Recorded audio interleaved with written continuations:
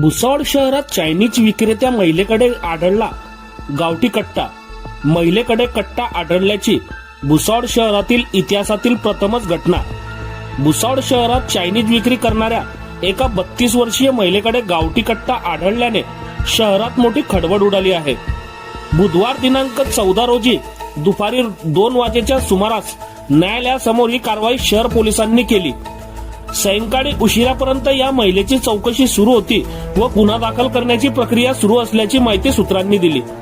शहर पोलीस स्टेशनचे पोलीस निरीक्षक उद्धव डमाळे यांना न्यायालयासमोर आलेल्या एका महिलेच्या दुचाकीत गावठी कट्टा असल्याची माहिती मिळाल्यानंतर त्यांनी पथकाला निर्देश दिले.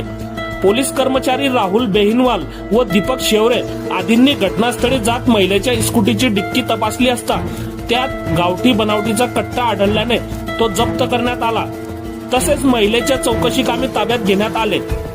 सुरुवातीला महिलेने उडवाउडवीची उत्तरे दिली, मात्र सायंकाळपर्यंत महिलेची पोलिसांकडून चौकशी करून गुन्हा दाखल करण्याची प्रक्रिया सुरू होती.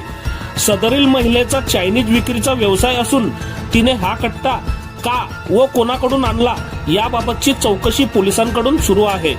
शहरात आतापर्यंत गुन्हेगारी पार्श्वभूमी लाभलेल्या गुन्हेगारांकडे गावठी कट्टा आढळल्याचे प्रकार समोर आले आहेत.